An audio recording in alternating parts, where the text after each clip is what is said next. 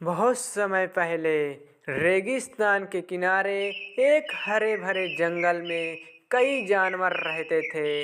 इन जानवर में एक ऊंट भी था जो स्वभाव से बेहद आलसी था। ऊंट का नाम भोलू था, लेकिन उसकी आलसी आदतों के कारण सब उसे आलसी ऊंट कहने लगे।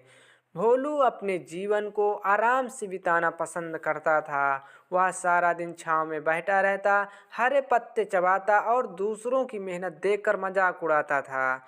भोलू का मानना था कि मेहनत करने का कोई फायदा नहीं, क्योंकि आराम करने में ही असली सुख है। जंगल के बाकी जानवर बहुत मेहनती थे। गिलहरी दिन भर खाने का संग्रह करती और पक्षियाँ अपने घोंसला बनाते थे और हिरण खाने की तलाश में दूर दूर तक जाया करते। यहाँ तक कि शेर, जो जंगल का राजा था, वह भी शिकार करने में परिश्रम करता था। सब जानते थे कि जीवन में मेहनत करना बहुत ज़रूरी है, लेकिन भोलू को यह बात समझ में नहीं आती थी। एक दिन जंगल में एक सभा बुलाई गई। शेर ने सभी जानवर को संबोधित करते हुए कहा, जंगल में एक लंबा सूखा पड़ने वाला है। हमें अभी से भोजन और पानी का संग्रह करना होगा ताकि भविष्य में भूखे न मरें। सभी को अपनी जिम्मेदारियां पूरी करनी होगी। सभी जानवरों ने शेर की बात मान ली और अपनी अपनी तैयारी शुरू कर दिया। लेकिन भोलू ने शेर की बात को गंभीरता से नहीं लिया। उसने सोचा, सूखा आए कुछ भी हो जाए, मैं तो ऐसे ही रहूँगा।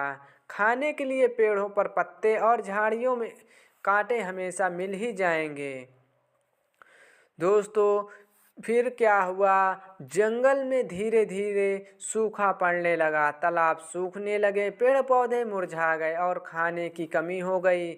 जो जानवर मेहनती थे उन्होंने पहले से ही खाना और पानी का संग्रह कर लिया था, लेकिन भोलू, जो सारा दिन केवल आराम करता, अब मुश्किल में पड़ गया। उसने हर जगह खाने और पीने की तलाश की, लेकिन उसे कुछ भी नहीं मिला। वह भूख और प्यास से बहुत परेशान हो गया। जब उसने अन्य जानवरों से मदद मांगी तो उन्होंने कहा, तुमने अपने आलस के कारण हमारी बात नहीं सुनी और उसे नज़रअंदाज कर दिया। अब हम तुम्हारी मदद नहीं कर सकते। भोलू को अपनी गलती का एहसास हुआ। उसने समझ लिया कि केवल आराम करने से जीवन नहीं चलता। उसे अपनी आलस पर बहुत पछतावा हुआ। उसने तय किया वह अब मेहनत करेगा और अपनी जिम्मेदारियों को समझेगा। भोलू धीरे धीरे मेहनत करना शुरू कर दिया। उसने पानी की तलाश में दूर दूर तक यात्रा की और जो भी खाना मिला उसे संभाल कर रख लिया। वह अन्य जानवरों की मदद भी करने लगा। धीरे धीरे भोलू का नाम बदलकर मेहनती ऊंट पड़ गया। उसकी मेहनत और लगन ने उसे जंगल के अन्य जानवरों का बहुत प्रिय बना दिया। अब वह आलसी नहीं रहा, बल्कि एक ऐसा ऊंट बन गया जो सभी के लिए प्रेरणा का स्रोत था।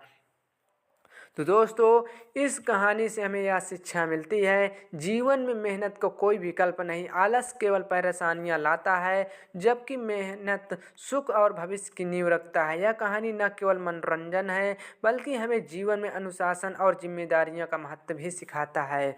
कहानी अच्छी लगी तो चैनल को सब्सक्राइब करें, लाइक करें, बेल आइकन को दबाएं, ताकि जब भी कोई नई वीडियो आएगी आप तक नोटिफिकेशन तुरंत पहुंचेगी। धन्यवाद।